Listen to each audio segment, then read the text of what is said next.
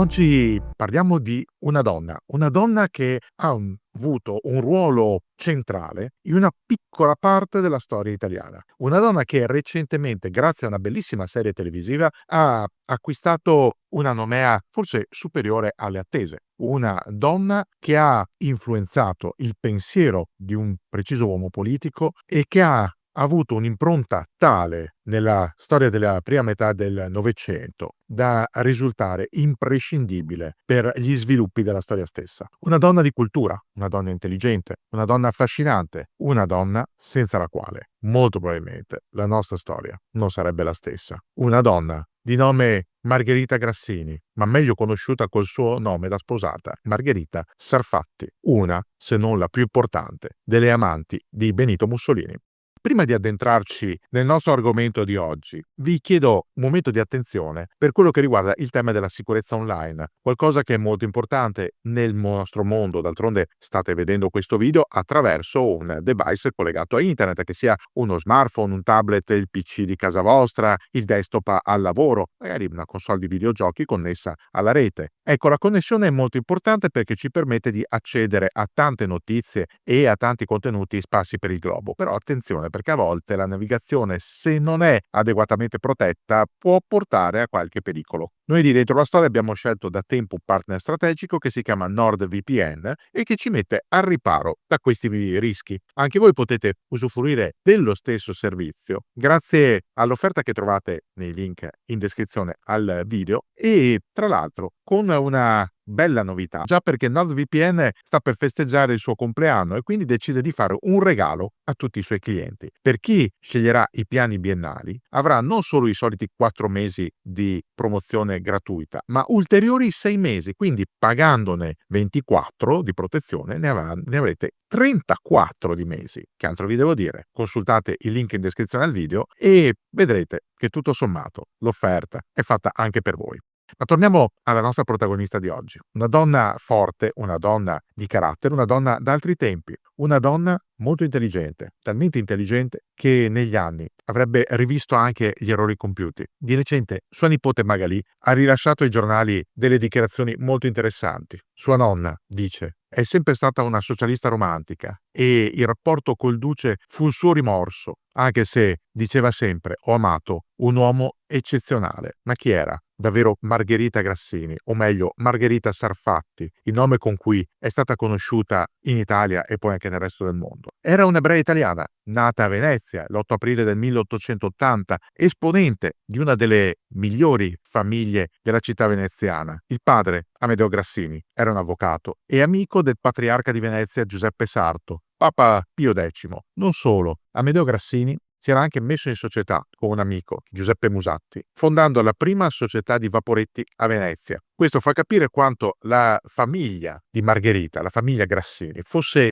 influente in Laguna. Non a caso, la famiglia ebbe i mezzi per trasferirsi dal ghetto, quella zona vicino alla vecchia fonderia che originariamente era riservata alla comunità ebraica, verso il Canal Grande, a Palazzo Bembo, uno dei palazzi più belli di Venezia. La famiglia di Margherita era una famiglia non solo di ampie disponibilità economiche, era prima di tutto una famiglia di alto livello socioculturale. Pensate che sua madre, Emma Levi, cugina di Giuseppe Levi, era anche la zia di Natalia Ginzburg. Questo vi fa capire quanto Margherita sia cresciuta in un ambiente pregno di cultura, di intelligenza, di voglia di scoprire. Margherita stessa, sin da ragazza, era molto curiosa, molto dotata intellettualmente, capace di imparare, prima dei 18 anni, ben 4 lingue, inglese, francese, tedesco, oltre ovviamente all'italiano. Non frequentò nessun collegio e nessun liceo, venne educata in casa, perché un altro privilegio della famiglia Grassini era quella di conoscere persone eccezionali, tra cui Antonio Fradeletto, Pietro Orsi, Pompeo Gherardo Molnenti, che si prestarono volentieri all'educazione della giovane Margherita. Era favorita anche dalle tante conoscenze del padre. Pensate a Gabriele D'Annunzio, che frequentava Venezia e che aveva rapporti con buona parte della bella società veneziana, o i Fogazzaro, Giuseppe Antonio, che spesso e volentieri erano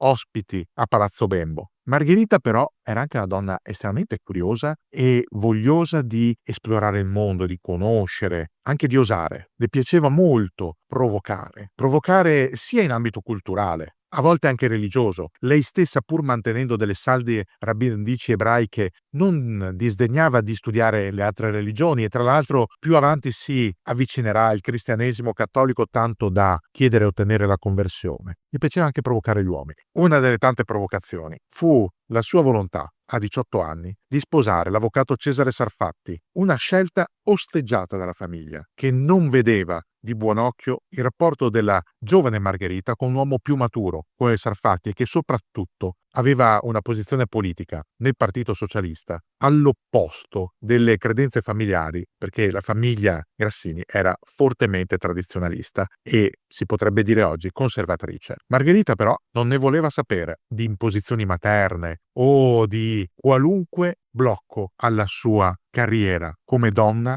come moglie, come madre e come soprattutto donna indipendente. Margherita aveva voglia di vedere il mondo, di conoscere, di capire. Con Sarfatti il matrimonio è stato abbastanza felice, ma non è stato un matrimonio fedele. Non colpa dell'avvocato, che in realtà ha amato la moglie fino all'ultimo dei suoi giorni, quanto piuttosto della stessa Margherita, che continuava a studiare, soprattutto autori stranieri, e a proporsi anche come scrittrice e come giornalista. La nascita del figlio Roberto, che morirà 17enne, caporale nel Sesto Alpini sull'altopiano d'Asiago, la porterà a indossare il nero, il lutto, come si usava all'epoca. Chi perdeva la moglie o il marito oppure un figlio in giovane età continuava a vestire il nero in segno di rispetto, di lutto. E forse qui nasce la caratterizzazione che molti di voi hanno conosciuto di Margherita Sarfatti, quella resa dalla bravissima attrice Barbara Chicchiarelli, che nella recente miniserie firmata da Sky, basata sul libro di Antonio Scurati, M, il figlio del secolo, ci restituisce una Margherita in stile Dark Lady, oscura, anche nei colori del trucco in volto, come se fosse una sorta di vedova nera o di manipolatrice. Margherita però era molto più sottile, non era una burattinaia, era una donna indipendente, così indipendente da promuovere dei salotti culturali a casa propria, anche con la benedizione del marito, e da incontrare uomini che l'avrebbero amata, l'avrebbero corteggiata, l'avrebbero introdotta in un mondo diverso. Uno di questi si chiamava Benito Mussolini, non aveva ancora 30 anni, era già dirigente del PSI, prossimo a diventare direttore dell'Avanti, lo storico giornale di partito, e che verso Margherita Sarfatti nutriva ben più di una semplice amicizia. Da quell'incontro, maturato molto presto, nel 1912, quando Margherita ha appena 32 anni, Mussolini è di poco più giovane di lei, ha 3 anni di meno di lei, nasce un rapporto lungo, a volte difficile, tumultuoso, passionale, ma che produrrà grossi effetti. A cominciare da uno. Nel 1918 Mussolini, ormai cacciato dal Partito Socialista, di cui aveva incarnato l'anima interventista durante la Grande Guerra, fonda il Popolo d'Italia e al Popolo d'Italia Margherita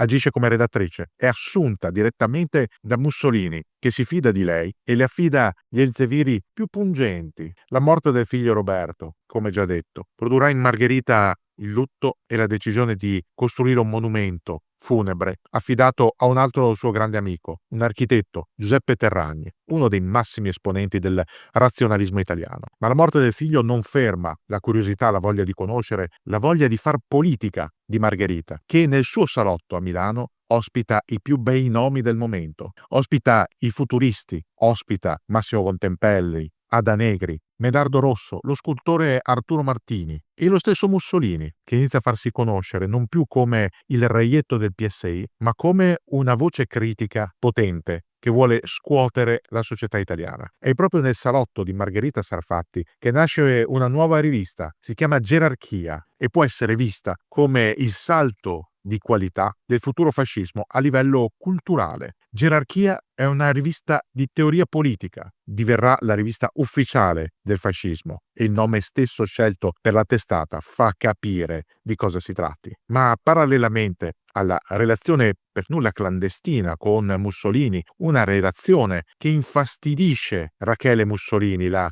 moglie del futuro dittatore, Margherita Sarfatti porta avanti la sua vena artistica, la sua vena critica, continuando a frequentare altre persone, il gallerista Lino Pesaro, altri artisti, Anselmo Bucci, Leonardo Dutréville, Achille Funi, Gian Emilio Malerba, Ubaldo Oppi. Con questi e con altri costituisce il cosiddetto Gruppo dei Novecento, una iniziativa culturale che farà scalpore, che vedrà le opere esposte in esclusiva alla Galleria Pesaro di Milano. Lei stessa diventerà una delle prime firmatarie del Manifesto degli intellettuali fascisti. È lì il momento in cui Margherita Sarfatti rompe decisamente la scena culturale italiana. Il Manifesto degli intellettuali fascisti è un momento di rottura della scena culturale italiana. C'è chi aderisce, è entusiasta. Qualcuno aderisce anche se non pienamente convinto, altri rifiutano. Non è un momento facile. Lei stessa teorizza il bisogno di un'arte fascista, è convinta nel fascismo e nella volontà di plasmare uno Stato che superi lo Stato liberale post-risorgimentale, quella società italiana che era emersa dalla fine dell'Ottocento e aveva visto verso il modello austriaco da un lato e francese dall'altro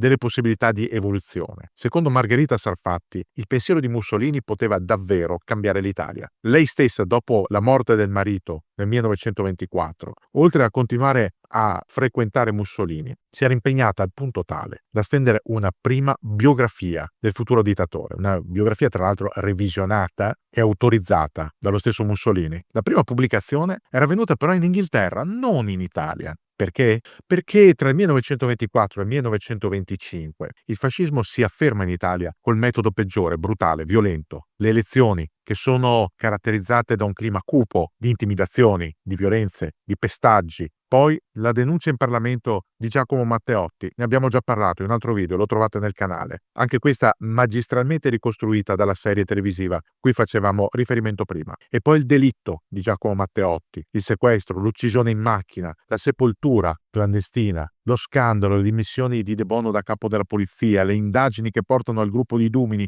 e successivamente l'Aventino, la volontà delle opposizioni di opporsi in maniera polemica a Mussolini, fino al discorso del 3 gennaio del 1925, l'assunzione di responsabilità e l'avvio della dittatura.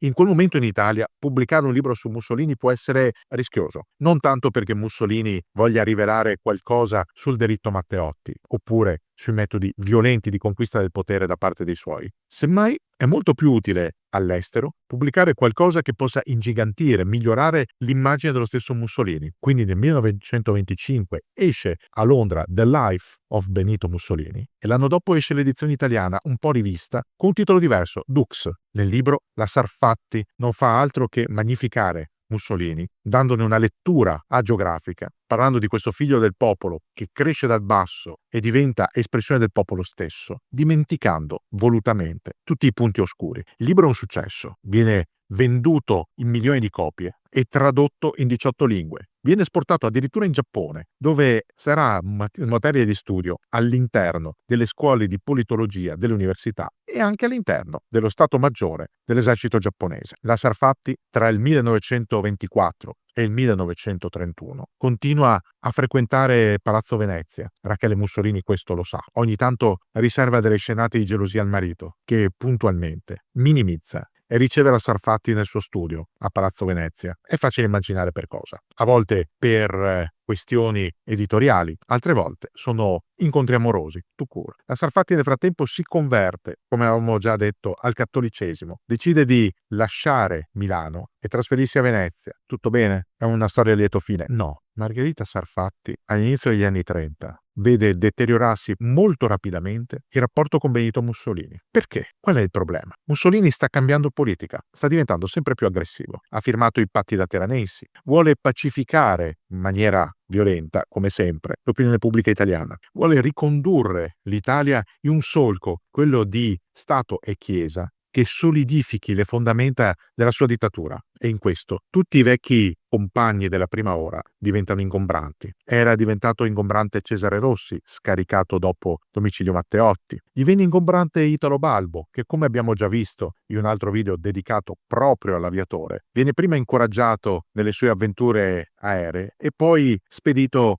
in Libia a fare il governatore, distante da Roma, per evitare che possa fare ombra al duce o peggio ancora prenderne il posto. Diventa ingombrante. anche Margherita, che viene allontanata dalla redazione del Popolo d'Italia. Margherita non se lo spiega inizialmente, ma non si perde d'animo. Si trasferisce alla Stampa di Torino, continua a scrivere, ma non è stupida. Capisce perfettamente che qualcosa è cambiato e che Mussolini forse non la ama più, ma sicuramente non la vuole più in mezzo ai piedi. Margherita quindi lascia anche la direzione editoriale di Gerarchia, chiede e ottiene il passaporto valido per l'espatrio e inizia un tour all'estero. Si reca negli Stati Uniti d'America, viene ricevuta alla Casa Bianca da Eleanor Roosevelt, con cui stringe una piccola amicizia. È ancora una convinta fascista, Margherita, nonostante Mussolini ormai si faccia addirittura negare al telefono quando lei prova a contattare il centralino di Palazzo Venezia. Cos'è che non va? Non vanno tante cose. I rapporti con la Chiesa Cattolica impongono a Mussolini di allontanare una donna, tra l'altro già sposata e vedova, che intratteneva con lui una relazione non professionale ma amorosa. Una donna nata come ebrea, solo convertita